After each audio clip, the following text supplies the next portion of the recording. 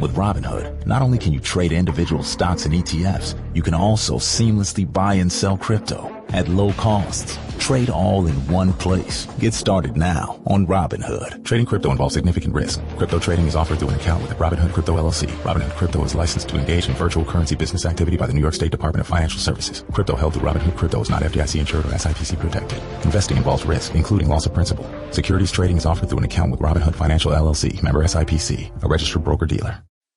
You're listening to Later with Mo Kelly on demand from KFI AM 640. Samzia sex doc. He's a Samzia sex doc. He's a Samzia sex doctor. Sex doctor, sex doc. He's a sex doctor, sex doctor. Sam only turn with your Samzia sex doctor. Sex doctor, sex doc. He's a Samzia sex doctor. Yeah, the sex doctor Samzia is in right now, so listen up to KFI's Later with Mo Kelly. La la la la, Later with Mo Kelly. Later with Mo, la la la, Later with Mo. KFI, Later with Mo Kelly, live everywhere on YouTube and the iHeartRadio app. Now, the sex doctor is in Samzia, and he will see us. Sam, it's good to see you this evening. What's going on, brother? Good to see you, and I'd like to just reiterate what Mark said in the newsroom. It's 69 everywhere, so the weather is here for me today, too. Oh, my gosh. We're off. Oh, yeah. To the races. Oh, yeah.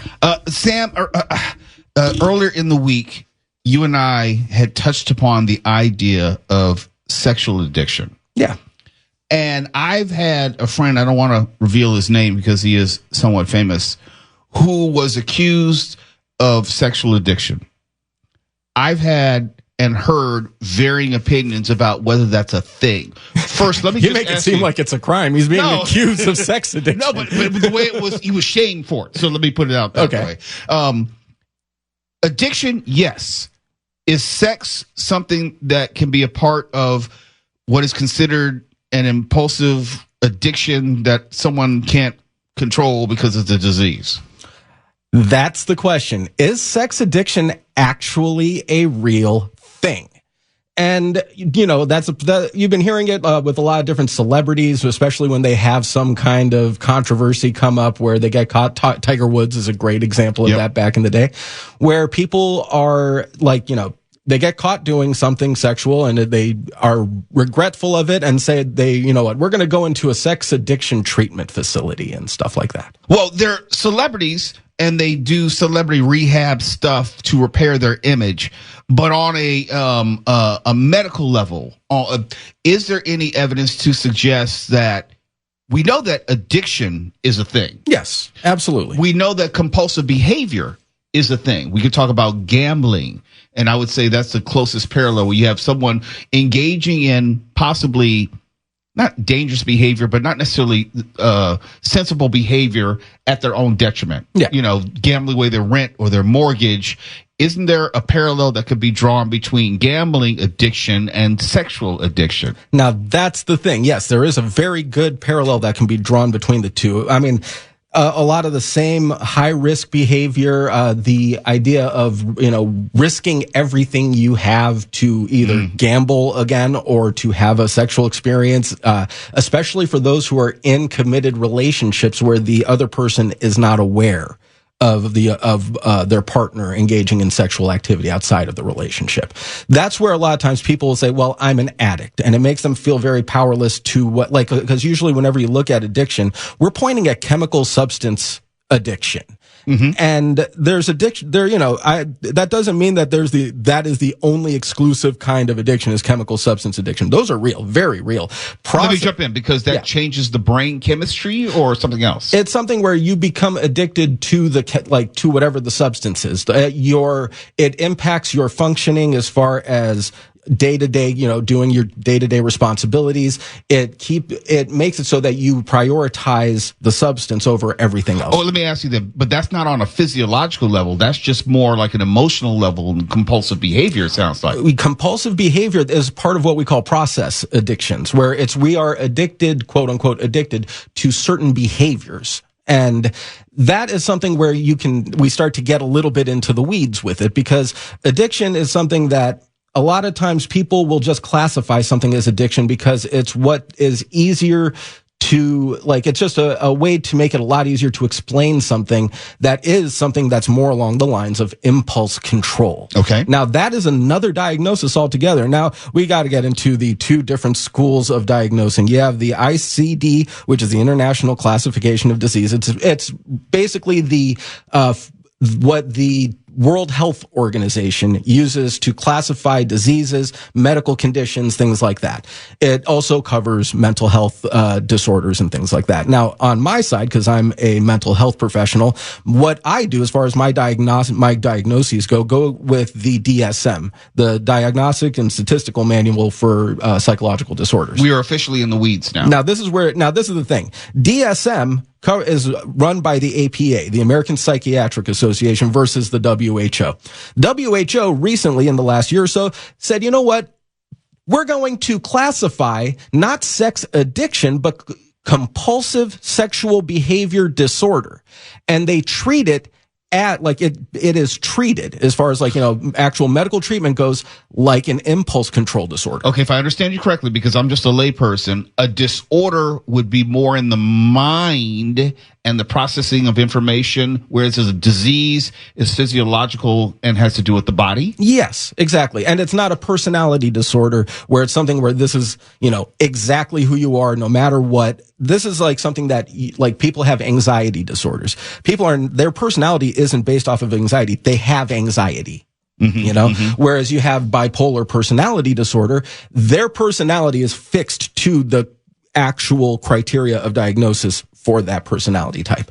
It's two different things altogether. But in this, you have two different diagnosing groups basically saying sex addiction is not actually a real thing, but compulsive sexual behavior, as far as the ICD goes, is a real thing, as far as the international community goes. Now, here's the thing, is the whole purpose of both of those coding groups, the ICD and the DSM, is so that insurance companies and medical groups and psychiatrists and psychologists and all of them can have a way to bill for the treatment of this stuff. And that's where I want to get into, because the treatment of sex addiction is a huge business that doesn't necessarily equate to anything more than the same 12-step programs that you have for chemical addiction, but it's not necessarily treating impulse control.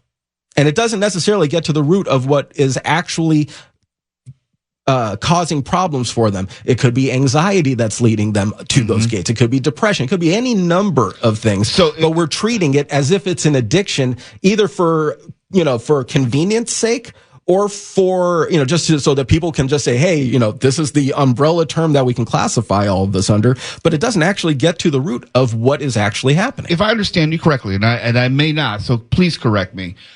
It sounds like you're saying that sex may be the end result of another disorder, and sex is just the outward manifestation of some sort of anxiety or compulsive behavior. Yeah. A lot of compulsive behavior originates from, like, say, for example, anxiety. If people have a serious problem with anxiety, you're now brushing that over because you're treating an addiction. Where instead, if you treat the anxiety, it's like tipping over the first domino, and you wait for all of the dominoes to get to the sexual compulsive behavior, and then all of those dominoes tip it over because you're treating the first actual problem that's leading to it.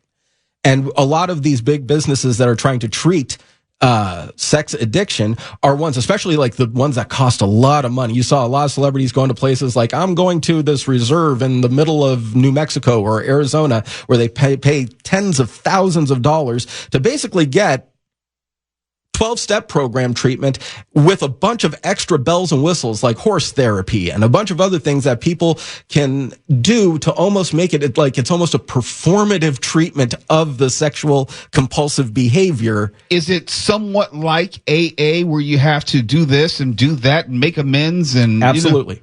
It takes the similar same 12-step approach to something that may be an impulse control disorder and not necessarily an addiction. And a lot of these groups make sure that they have professionals working with them who totally buy into addressing it from an addiction model instead of from an actual mental health, finding what the first domino is model. We got to pause there, but when we come back, I want to talk about the real world implications of everything we talked about. We may not have a sex addiction, but we may have a partner who may deal with that and what that means for a spouse, what that means for maybe kids in the family and how that plays out. Can you do that for us? Absolutely. It's Later with Mo Kelly. Sam, the sex doctor, is in, and he's making a house call. KFI AM 640 live everywhere on the iHeartRadio app. You're listening to Later with Mo Kelly on demand from KFI AM 640.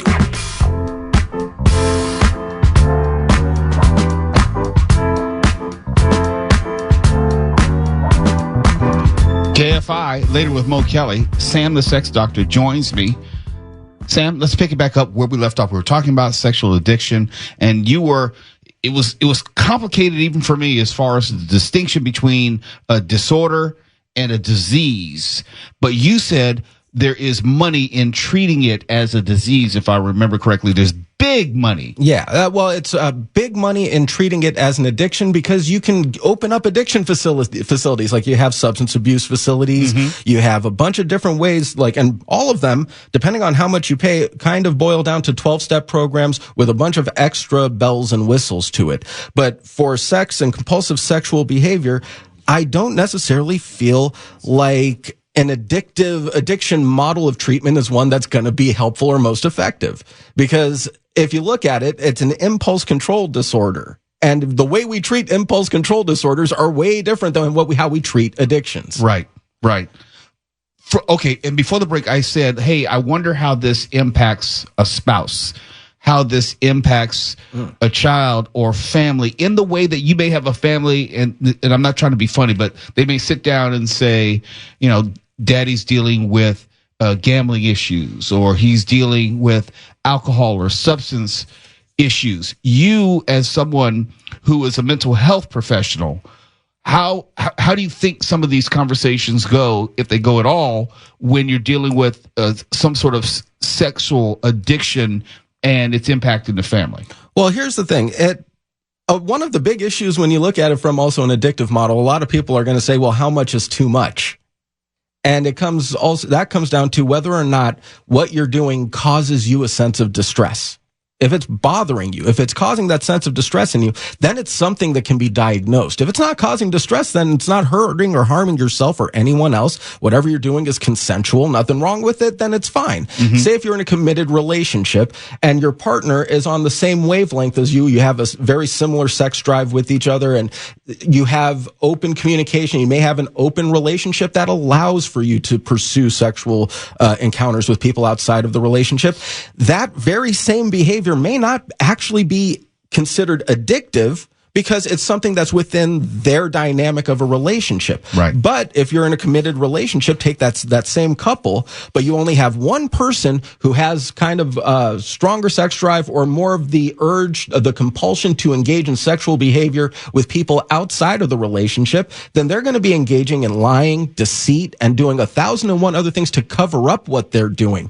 And that's the problem. Okay, but let me play the other side of the coin. Let's say you have the unfaithful husband, and the woman and the wife in the relationship may not have the same sex drive, and the husband decides to find sex outside the marriage. Is that actual sex addiction or garden variety cheating and selfishness? It depends. It really you have to look at it individually. It could be something where somebody has other emotional needs that are not being fulfilled, and they find somebody who actually gives them that sense of being desired. And so, you can have someone who is in a sexless relationship with someone, and then they see somebody outside the relationship who gives them that feeling of being desired, and then they go and have sex with them. That does not count as sex addiction. That's what I wanted to know. So it's a matter of you have everything you need sexually in your own relationship, but you got to go and do deceitful stuff outside of your relationship. And that's the thing where it's similar to when you look at gambling disorder, where it's a process addiction, quote unquote addiction. So it's compulsive behavior where you're continually engaging in high risk behavior that threatens to destabilize everything of your life. So if you're in a marriage, it will destabilize your marriage if you get caught in cheating. Just like if you gamble away your life savings and you're in a relationship with someone, it will destabilize that relationship. A lot of times they say the same thing with gambling addiction or gambling disorder. It's not so much that they are addicted to winning, they're waiting to lose. What's the difference there? If you're addicted to winning, then you're going to go back and you want to win, and winning is going to give you that same great feeling. And every time you lose, you're going to be upset, but you're going to be like, well, I want to win. And a lot of times that leads to doubling down. Got it. But when it's the waiting to get caught, you're not getting any pleasure out of winning anymore. That is so weird. You're just doing it because you're like, yeah, it's me continuing me just being me. I'm a gambler and I'm good at this. This is what I do. And I continually keep amping it up and pushing more and more. And I'm not getting any more pleasure out of this anymore. It's just me compulsively engaging in that behavior, waiting to lose everything. And once that happens, if you have a relationship with people, that's where a lot of times these diagnoses also come into play, not just for the sake of billing and insurance. It's also as a way, a lot of times, to signal to the individual, this is a problem. If you diagnose someone with impulse control disorder, they're going to be like, okay, well, that's kind of a vague general term. I have difficulty controlling my impulses. But if you say you have gambling disorder, you're going to be much more likely to say, I have a specific problem that I need to get specific treatment for. And people view that differently. Yeah. You know, you can listen to a commercial and they'll say, problems with gambling, 1-800-GAMBLER, .com or whatever it was. But I'm saying, we look upon gambling addiction and alcohol addiction very differently. Yeah. Wouldn't you agree? Absolutely. Both of them, we tend to acknowledge the powerlessness that people have when they are afflicted by these disorders, whenever they have substance abuse issues or gambling issues, or like we're talking sex and sexual or compulsive sexual behavior issues. It's similar along those lines, but when you have a chemical dependency, it's obviously different. Your body craves and desires the thing, and you have withdrawal symptoms and things like that, where the withdrawal of not gambling or not having sex usually leads to more anxiety, tension, and wanting to do whatever it takes. You will break whatever boundaries or rules it takes in order to engage in that behavior and try to keep it hidden from the people around you. If we were to look 5 years from now, do you think that this will be sexual addiction will be viewed through a lens of greater respect and taken more seriously than it is today, wherever that is, or we might move in the other direction? I think it will be ultimately classified as a diagnosis, but I mean, honestly, I would much rather have it classified as impulse control disorder with a subset of, compulsive sexual behavior, because it's a matter of how it gets treated. I don't want to see sexual addiction or the idea of sexual addiction, the treatment of it, of compulsive sexual behavior being treated along the lines of an addiction model versus how we treat stuff for impulse control disorder. Like pyromania is considered impulse control disorder. Kleptomania, impulse control disorder. The way you treat those things are significantly different than how you treat addiction and using a 12-step model. So you're saying that sexual addiction, I'm just using the phraseology, is closer to pyromania and kleptomania? It's an impulse control issue. Yes. But we just want to call it something else? We call it an addiction because it's way easier to talk about it. It's like, as far as celebrities go, it's basically an umbrella term that we can throw whatever compulsive sexual behavior, compulsive masturbation, compulsive whatever sexual under that umbrella and say that's an addiction. I think for me, it gives it a different connotation. If you say to me, there is impulse control, it's something that I think is something wrong with the person that they're choosing not to address. Yeah. Where if you say addiction it's out of my control. It's beyond my control. Exactly. And that changes how people individually look at how they have those issues. I've talked to people about this before. A lot of times when people look at, like, say, I have sex addiction, they'll look at that in the same lens that they look at substance abuse and chemical addiction, where I am powerless to this. I'm going to relapse. And they just allow themselves to be powerless to it. Where if you call it impulse control, that gives people more of a sense of maybe I can control this impulse this feeling that I have in this moment. I have more power over this than it has over me. Where if you have to call it addiction, you're basically saying, I'm powerless to this, and you have to go through the whole 12-step program. Say that you are powerless to this. You have to accept a higher power into your life. And for people who are atheists, that's a hard buy. There's a lot, so for atheists, you can't do 12-step. There's an 11-step, I guess, program for them. But you treat these things differently than you would treat impulsive behavior differently than you would treat addictive behavior. We could do this all night long, no pun intended, but it's fascinating how sophisticated just the concept of sexual addiction has become. And it's going to be something where, in order to make it easier to get built, processed through insurance to make sure people are covered for their treatment, it may just become something where it becomes a diagnosis just for sake of convenience. Sam, the Sex Doctor, always good to see you. Always a pleasure. We'll talk again next week. You're listening to Later with Mo Kelly on demand from KFI AM 640.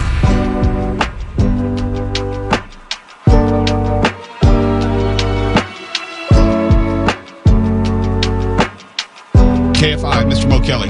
It's Later with Mo Kelly, live everywhere in the iHeartRadio app. And oftentimes I'll tell you about what I'm watching or what the Later crew is watching.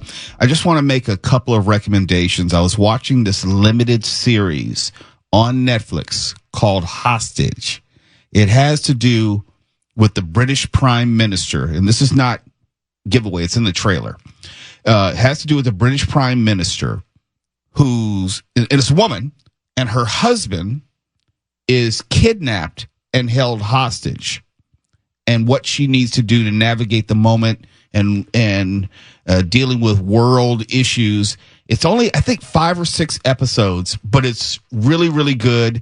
You could probably do it in a day or two, but highly recommend. Hostage on Netflix. In fact, I think Mark Ronner would probably like it if he hasn't seen it. I have seen it. It's good. And that same actress, Saran Jones, I think. Easy on the eyes. She's in a couple other good things, I think on Apple or Paramount Plus, called Vigil. It starts off with a murder mystery aboard a submarine, and then there's a short second season that takes it someplace else. She's good.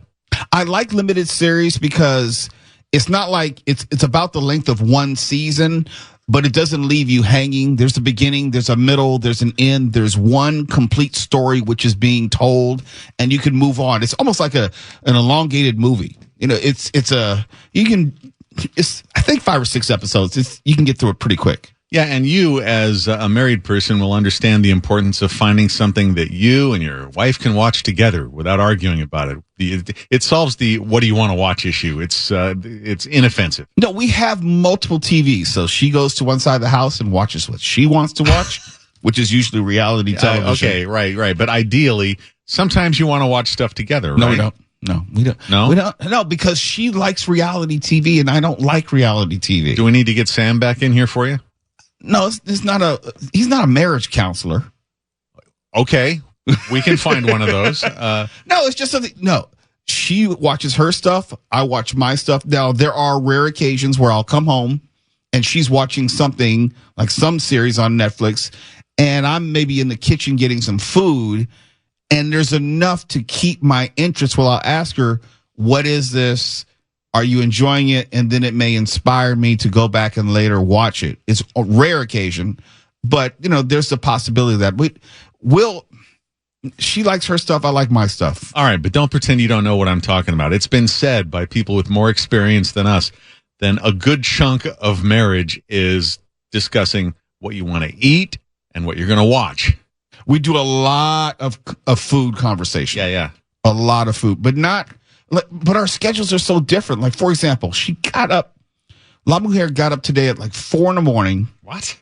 Yeah, she's one of those super morning people. Do you guys own a cow that needs milking in the morning? It felt like it today. Okay. She got up and cleaned the backyard and picked up the dog poo and hosed down the backyard, went to work out, walked the dogs, all before 6:30 a.m. Oh, I know. You're Amish. We've never discussed this. You're Amish, aren't you? She might be. You're an Amish family. She did all that before 7 a.m. Was there a barn raising? I'm still snoring at this point. Okay. Then she goes on to work. I get up, let's say in the 8, 9 o'clock hour. Today was a little bit different because I had to do some Charlie Kirk interviews for different outlets. So I was up a little bit earlier than usual. But then I'm going about my way. She's already at work. I leave my house at around 2:30, 3 o'clock on average. She'll get home at maybe 6 or 7 o'clock. I won't get home until closer to 11. She's already asleep. So there's not a lot of time for conversation about, hey, what do you want to watch together? So you're just roommates is what you're saying. Well, sometimes, and Okay. that's okay. Sometimes. You know, one day when you grow up and get married, you'll understand. Okay, if it happens. You might find the right one day. It's really not looking terribly likely at this point because nobody wants to marry my student loan. Look, I will tell you this, and I mean this sincerely. As someone who got married later in life, marriage is not for everyone. This is what I gather. Hey, something that kind of threw me about that hostage show is that the French female president is who's she played by? She's played by Julie Delpy from those Before movies, the ones with. I didn't know that she was born in France. I had seen her in other stuff, and so when I saw her just rattling off the French, it's like, wow, I didn't know that she was bilingual. Then I did the whole Wikipedia search. It's like, no, she's from France and then came to the United States. It's strange to see somebody from approximately our age cohort, that age. Yeah, I know. It's like the people from the Breakfast Club are all like closing in on 60 now. I know. I It's really like, don't feel great about this. Not at all, because the math is consistent, because you realize, well, if Anthony Michael Hall is 60 years old, then that means then, no bueno. Like Charlie Sheen is doing a round of interviews for his new memoir. Hey, I want to check that out as well tonight. I'm not sure if I do or not. It's just weird to see him also like 60-ish. 60-ish, yeah. And a lot of life in between. I'm surprised he's still alive. Life is a very generous noun for you to use. I would not trade my life with his ever. He probably has had a wonderful life, big picture, but I would not want any parts of it. I'm trying to think about the things that I can say without either getting fired or having Tony hit the dump button. I'm kind of curious about the salacious details of his memoir, but I don't really want to kill a whole lot of time on him. Well, see, that's the thing. I am going to watch the documentary. I'm not going to read the book and the memoir. I want to hear his account and other people's contemporaneous accounts like John Cryer, maybe Denise Richards, and get a sense of what that hell was like for them or what he was like at his worst. I don't want to read about it. Yeah, essentially, I wish there were a Cliff Notes audiobook that I could play at double speed and be done with it. Well, there probably is an audiobook for his memoir. Yeah, but boiled down to like the bullet just whittled points. down. Oh, okay. Yeah. You don't want like the whole book. Reading is hard. And that's something I try to tell people, because people say, like, what was the last book you read? It's like, I don't have the time to read like books. It's fuel. You got to have it to exist. How can you not read? I consume news and media, and the whole idea of now I'll listen to an audiobook. That's the distinction I make. That doesn't count. I'm sorry. I know people say that, but it's the same words going in the same brain. It's not my voice, but it's still okay. Well, I mean, you do what you can. There's never a time I don't have at least 2 or 3 books going at the same time. I don't see how people can function without that. I just don't see how you dedicate the time. I can't sit still that long. Well, you sit still for a portion of each day in that one little room. No, I do, but I'm actually doing something. I'm not just quietly holding a book in front of me and having my eyes scan from page to page. What else are you doing? You're isolated? No, I'm honestly working on something audio related, radio related, in the toilet. Related. Yes, absolutely. Okay. No. I could be looking for stories. I could be trying to book guests. Well, every second counts. I do work on a 24-hour schedule. I really do. And you of all people should understand it, because you'll stay up until 6 a.m. writing. Well, yeah. I mean, we all do other stuff outside of the office. So, of course. What do you mean, of course? In fact, I just scored another gig I'll tell you about. Ooh. I'm doing a chapter in a book on the 60th anniversary of the Prisoner TV series. That's perfect for you, Mark. I can't wait. I've already started. It's great. I'm happy for you. Well, that means a lot. Is the long-suffering one But it's happy a as book, well? so you'll never read it. No, because it won't be that many pages. Oh, okay. What's it like, 50 pages? It's just a chapter on each episode, and the series only ran 17 episodes, so I'm doing one on an episode that touches on AI for reasons you can probably figure out. So it's like maybe 8 pages. We'll see. You're listening to Later with Mo Kelly on demand from KFI AM 640. KFI, Mr. Mo Kelly. It's Later with Mo Kelly. We're live everywhere, the iHeartRadio app. And now that I'm back from vacation, now that we're back into the regular swing of things, we can get back to Name That Movie Cult Classic the way we always love to do it, giving away prizes. Starting tomorrow, I don't think there's going to be any theme, but we will be giving away passes to Footage Fest 25. In fact, it's going to be for their special event on September 25th. The Napoleon Dynamite screening, the 20th anniversary of the movie. The star, John Heder, will be in the house. There'll be a special panel discussion, which I will lead later that night, and you'll be able to participate in that. So we're going to be giving away 10 pairs of tickets to Footage Fest tomorrow night as part of Name That Movie Cult Classic. And that's all provided you get past Tuala Sharp, because Tuala was in a real surly mood today. He didn't feel like giving away the winning tickets to our ABBA tribute group performance. He just doesn't like people. And I think Mark said something to set him off, but I don't know. No, it would never happen. I'm excited about this Napoleon Dynamite thing. Are you going to get him to repeat some quotes from the movie? Yeah. In fact, I will. Do the chickens have large talons? No. I plan to do all that. What's the point of having the star of the movie and not go there? Here's the thing about the movie. It's super, super funny, and I loved it the second I saw it when it came out, and you realize there's not a swear word in the whole thing, which is weird. I didn't know that, but I do want to get a Vote for Pedro shirt. Okay. I just always wanted to have one. And a tetherball in your yard back at Chateau Lemont? Yeah, I just want to go straight 1970s. Yeah? Yeah. I think the hair'd look good on you. Yeah, I could grow it like that. It just would not be as, there might be slight differences given certain factors that we don't need to go into. Yeah. But the glasses and everything, that was definitely me. Yeah, it looked a lot like me. But that's tomorrow. So be sure to tune in for that. We're going to have nothing but fun. Do you know, Mark, what I actually meant to ask you is what might be coming up in the Rana Report tomorrow? Here, let's play a little game.